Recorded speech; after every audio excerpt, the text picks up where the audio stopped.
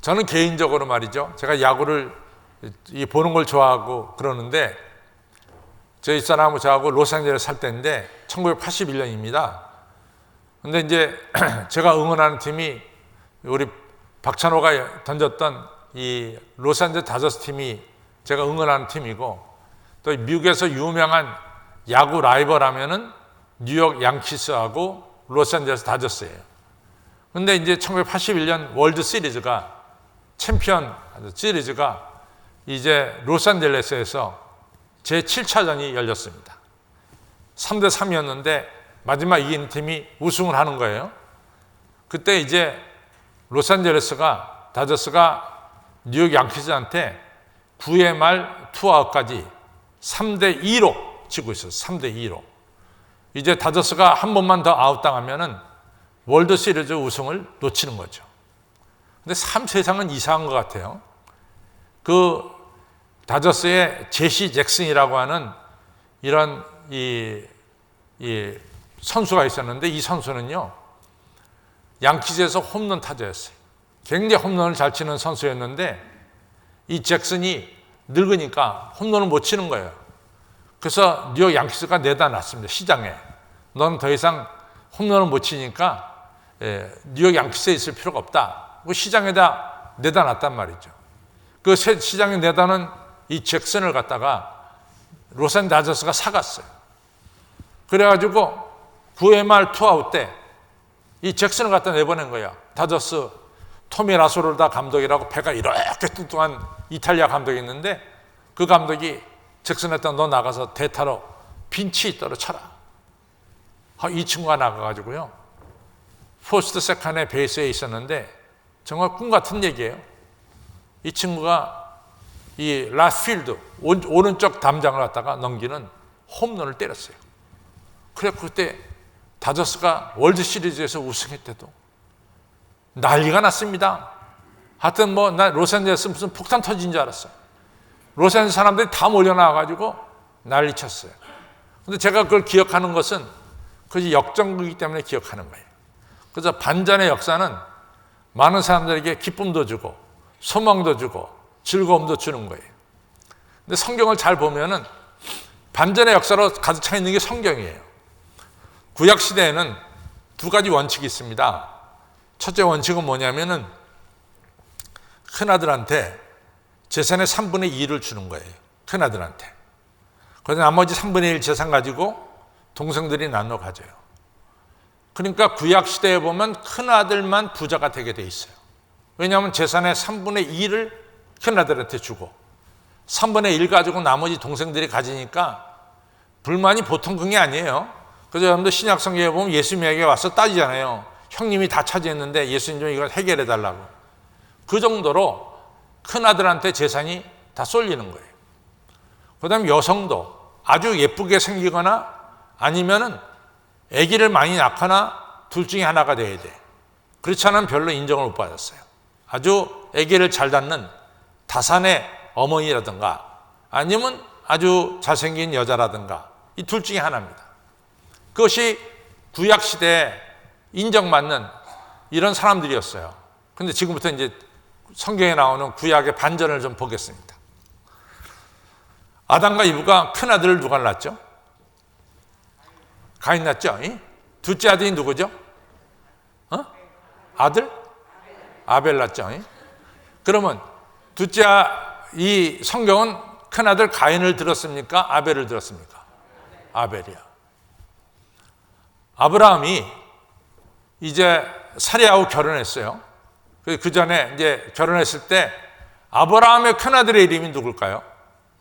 아브라함의 큰아들의 이름 이스마일이에요. 큰아들은 분명히 이스마일이에요. 그러면 둘째 아들의 이름이 뭘까? 근데 하나님은 누굴 들었어? 이삭을 들었습다고. 지금 구약 성경에 나오는 그 시대의 가치관하고는 반대야. 성경은. 자, 이삭을 봅시다. 이삭이 리브가하고 결혼했어요. 큰아들이 누굴까요? 큰아들이 뭐요? 에서죠. 둘째 아들이 누구죠? 유다라고? 야곱입니다. 야곱. 그 누굴 들었어? 야곱을 들었었죠. 자, 야곱이 부인이 4명이 되니까 누구를 딱 꼬집을 수는 없고, 야곱에게 아들이 12명에 딸이 1명이었어요. 그렇죠? 야곱 때 가서 확 퍼졌어. 야곱의 큰아들의 이름이 누굴까요? 르우벤입니다. 르우벤. 그래도 할렐루야가 좀 안 해. 물어보면 대답하는 거 보니까. 르우벤이 큰아들이에요. 근데 야곱이 이 12아들 딸하는 중에서 누굴 들었습니까? 둘 다 맞아. 요셉과 유다를 들었었어요. 요셉과 유다. 그렇죠? 처음에는 요셉을 들었다가 역사가 진행되면서 유다로 바뀌어요. 그러면 요셉이 장가 가서 아들을 낳았어요. 큰아들의 이름이 뭘까요? 므낫세예요. 작은아들의 이름이 에브라임이에요. 여기밖에 대답을 안 하는구나. 이쪽은 그냥 듣는 쪽, 오늘은 저쪽은 대답하는 쪽. 완전히 갈렸네. 큰아들이 므낫세고 둘째 아들이 에브라임 맞습니다. 근데 역사는 므낫세를 통해서 이루어집니까? 아니면 에브라임을 통해서 이루어집니까? 에브라임을 통해서 이루어져. 그 증거가 뭐죠? 그렇지. 여호수아가 에브라임이라. 그래서 하나님은 큰아들 므낫세가 아니라 이같이 에브라임을 통해서 역사를 이루세요. 이것이 성경의 역사예요. 성경 큰아들로부터 이루어지는 게 아니라 그 당시에 아버지 재산의 3분의 1을 또 동생들과 함께 나눠 가질 수밖에 없는 둘째 아들, 셋째 아들, 이를 통해서 역사가 전개되는 것을 볼 수 있습니다. 그렇게 성경은 역사가 전개돼요. 나중에 이제 유다 지파에서 이제 전개가 되는 거죠. 여러분들, 그것뿐만이 아니라 또 여성들도 마찬가지예요. 여성들도 하나님께서는 아기를 잘 낳는 엘가나의 이 분인나라는 여자를 통해서 역사를 이루시는 것이 아니라 아기 잘 못 낳는 한나를 통해서 사무엘을 출생시켜요. 그래서 아기 못 낳은 한나가 이같이 귀하게 쓰임 받는 겁니다. 또 우리가 엄격하게 말해서 야곱의 부인 중에 라헬은 이쁘고 잘생겼어요. 근데 야곱의 부인 중에 레아는 조금 못생겼어요. 그러면은 이스라엘 역사는 라헬을 통해서 이루어집니까? 레아를 통해서 이루어집니까? 레아에서 유다 지파가 나오잖아. 유다 지파에서 예수님이 태어나잖아요. 그러니까 제가 처음에는 요셉, 그러니까 라헬에게서 태어난 아들이 요셉이에요. 처음은 요셉이지만 길게 보면은 유다 지파를 통해서 이스라엘 역사는 전개됩니다. 그래서 아시다시피 좀 못생겼지만은 레아를 통해서 역사는 이루어지는 거예요. 그렇죠. 또 여리고성을 점령했을 때 거기서 새 역사가 이루어지죠. 누구를 통해서? 라합을 통해서 이루어집니다. 라합은 유대인이 아니에요. 이방 여자예요. 근데 라합을 통해서 새 역사는 이루어지고 있습니다. 이처럼 성경에 보면은 항상 반전의 역사, 전혀 인간이 생각하지 못했던 반전의 역사가 계속되고 있습니다. 또 잘 보십시오. 우리가 하나님의 능력을 체험하고 하나님의 능력이 나타날 때가 우리가 건강할 때냐 아니면 우리가 약할 때냐 하는 겁니다. 여러분들, 나만 장군 하면은 뭐가 기억이 나요? 아람 나라의 군대 장관이고 황제였다는 게 기억이 나죠. 근데 이 나만은 사실은 전쟁을 너무너무 잘하는 장수예요. 근데 그거는 전혀 기억이 없어. 이 나아만 장군이 열왕기하 5장에 보면은 엘리사에게 찾아와서 엘리사가 요단강물에 7번 담그라 할 때 7번 담갔을 때 몸이 깨끗해지고 하나님을 경외하는 아들로 바뀌게 되는 거죠. 그러니까 나아만이 전쟁에서 승리를 거뒀을 때 하나님을 경험한 게 아니라 자기의 몸이 병들었을 때 살아계신 하나님을 경험하게 됩니다. 또 우리 요나를 보자고요. 요나가 언제 하나님을 경험하게 됩니까? 요나가 멀쩡할 때는요, 하나님 말씀에 불순종해서 저 다시스로 도망가던 사람이에요. 그런데 요나가 이 풍랑 속에서 바다에 던져지고 큰 고기 물속에 뱃속에 있었어요.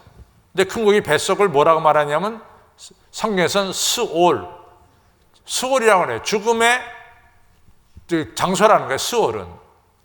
거기에 들어가 있을 때 바로 이 요나가 하나님 만나잖아요. 그리고 육지에 토해지게 되고 그리고 니느웨에 가서 복음을 전하죠. 그러니까 요나가 하나님의 능력을 체험한 것은 멀쩡할 때가 아니라 뭐예요? 그가 큰 물고기 뱃속에 있을 때 그랬습니다. 또 우리가 요셉을 보죠. 요셉이 이같이 훌륭한 인물이 된 것은, 요셉은 사실은 아버지 야곱한테 굉장히 사랑을 받았어요. 그래서 브에세바에 살 때 그 색동저고리, 특별한 옷을 이 요셉에게 입혔습니다. 이렇게 아버지의 사랑받을 때 요셉이 하나님의 능력을 체험합니까? 아니면 요셉이 애굽에 종살이를 가고 감옥 속에 있을 때 하나님의 능력을 체험합니까? 감옥 속에 있을 때 체험하는 거예요. 형들에 의해서 애굽에 노예로 팔려갔죠. 그리고 보디발 집에서 일할 때는 일 잘해서 인정받았어요. 근데 그때도 하나님의 능력을 체험한 게 아니라 요셉이 이같이 누명을 쓰고 감옥에 갇혀서 지낼 때, 그때 바로의 술관장의 꿈을 풀어줘가지고 그때 바로로부터 알려져서 애굽의 7년 풍년, 7년 흥년을 갖다가 잘 다스리는, 애굽만 살린 것이 아니라 자기 동족을 살리는 훌륭한 지도자가 된 거예요. 그러니까 요셉이 하나님의 큰 능력을 체험한 것은 모든 것이 평안할 때 체험한 것이 아니라 어느 때? 그가 어려울 때 체험했어요. 여러분, 다윗 하면 다윗 뭐가 생각나요? 다윗 하면 생각나는 게 뭐가 있어요? 다윗. 그렇죠. 다윗 하면 생각나는 게 골리앗이야. 그 사무엘상 17장에 나오는 골리앗입니다. 골리앗과 다윗은 상대가 안 됐어요. 그러니까 다윗과 골리앗과 싸운다는 것은 이건 말도 안 되는 거예요. 근데 다윗이 골리앗을 이김을 통해서 어떻게 됐어요? 아까 캐셔스 클레이가 조지 포먼을 이긴 것처럼 반전의 역사를 통해서 그때부터 뭡니까? 다윗은 유명해지기 시작한 거예요. 그러니까 대반전의 역사는 우리를 새로운 인생으로 만들어주는 거예요. 근데 대반전의 역사는 평안할 때 이루어지는 것이 아니라 우리가 오히려 어렵고 힘들 때 대반전의 역사가 일어나는 거죠. 여러분들, 삼손 하면은 뭐가 생각나요? 그것만 생각하면 안 되는데도 왜 들릴라를 생각해? 삼손 하면은 되게 삼손 하면 들릴라만 생각해. 그거는 하나의 양념이에요. 삼손에게 있어서 중요한 것은 삼손이 머리카락 다 뽑히고, 그리고 이제 블레셋에게 붙잡혀서 두 눈이 뽑히고, 그렇죠? 그 다음에 짐승이 맷돌을 도는데 삼손이 맷돌을 도는 짐승처럼 됐고, 그 다음에 다곤 신전의 양쪽 기둥에 양팔이 묶였어요. 그때 삼손이 기도한 게 뭡니까? 사사기 16장에서 하나님 마지막으로 간구하노니 하나님 나에게 힘을 좀 주세요 하고 삼손에게 기도, 하나님이 삼손에게 힘을 주셨죠. 그러니까 삼손이 이러니까 양쪽 기둥이 무너진 거야. 그래서 성경은 뭐라고 말합니까? 삼손이 살았을 때 블레셋을 친 것보다 죽을 때 블레셋을 친 것이 더 크더라. 그럽니다. 항상 반전의 역사는 내가 약하고 힘들 때 반전의 역사가 일어나는 거예요. 2022년 나는 여러분들의 인생의 1년 삶 속에 반전의 역사가 일어났으면 좋겠어. 반전의 역사가 일어났으면 좋겠어요. 그럼 어떻게 하면 반전의 역사가 일어나느냐? 반전의 역사의 가장 모범 답안이 뭐냐?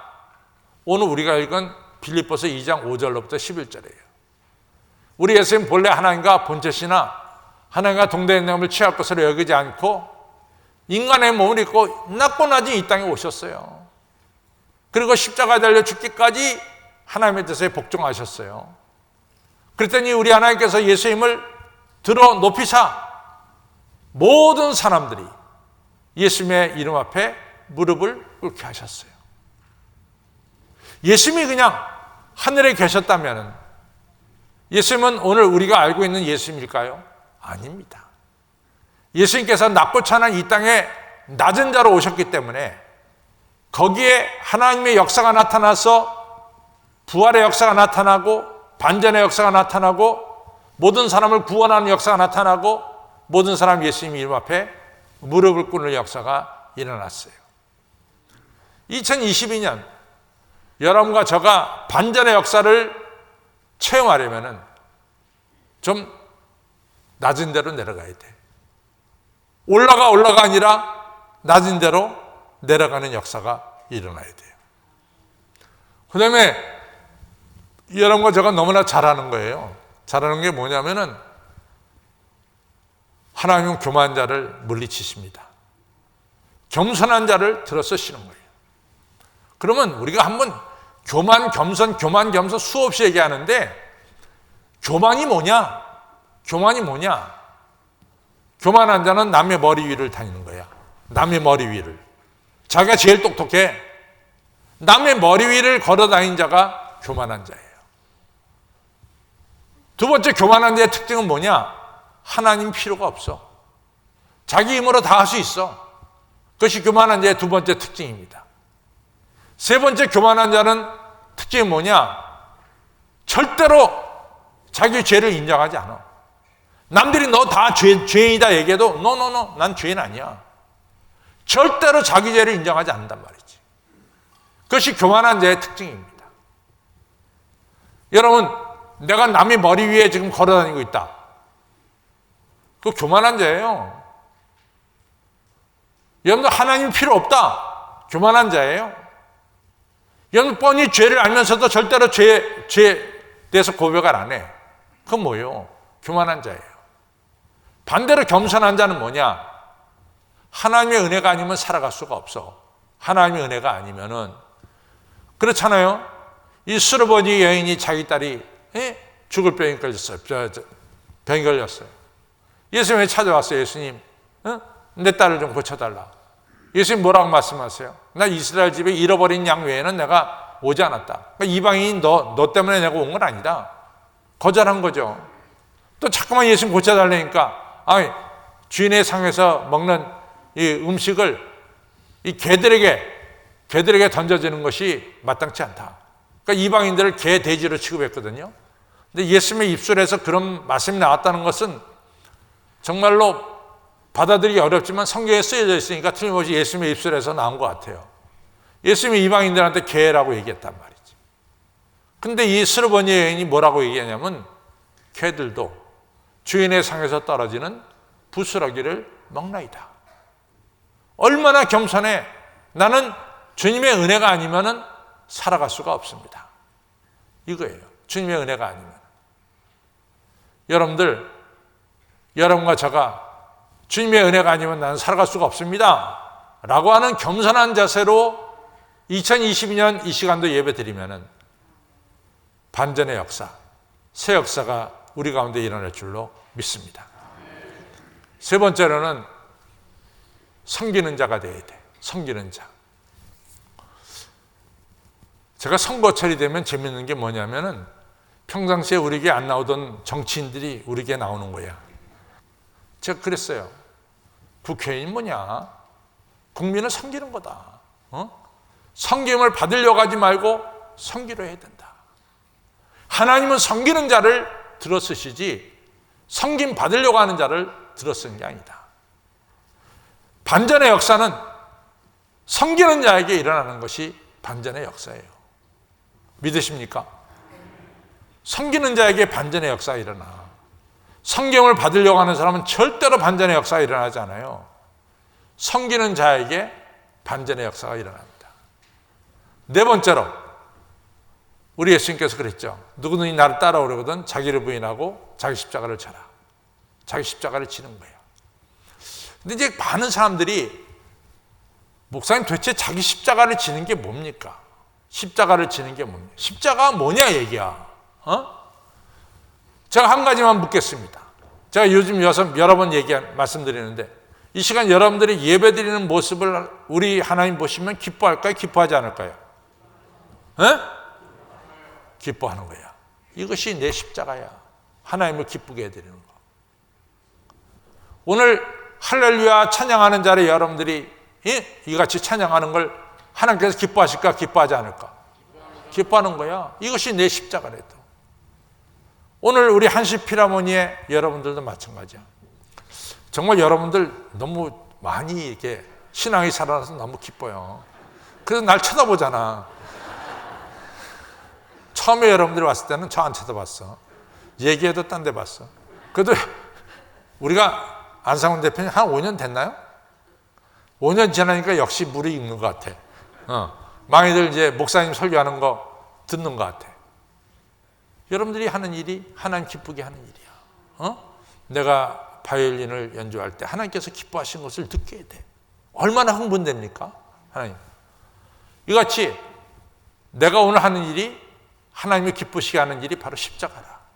근데 내용은 달라. 사도 바울에게 있어 십자가는 이방인들에게 복음을 전하는 거야. 사도 베드로에게 십자가는 뭡니까? 하나님이 양떼를 잘 치는 거야. 그것이 십자가야. 오늘 여러분들이 맡겨진 일에 기쁜 마음 가지고 충성할 때 거기에 반전의 역사가 일어납니다. 2022년 반전의 역사가 꼭 일어나길 바랍니다. 안 될 것 같았는데 이게 됐네. 정말로 변했네. 이런 역사가 2022년을 지나면서 여러분들 가정과 사업장 위에 나타나기를, 직장 위에 나타나기를 주님의 이름으로 축원합니다. 제가 4가지를 얘기했어요. 첫째는 낮아지고, 두 번째 뭐요? 겸손해지고, 세 번째 뭐요? 섬기고, 네 번째 뭐요?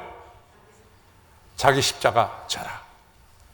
하나, 둘, 셋, 넷. 실천하시기를 바랍니다.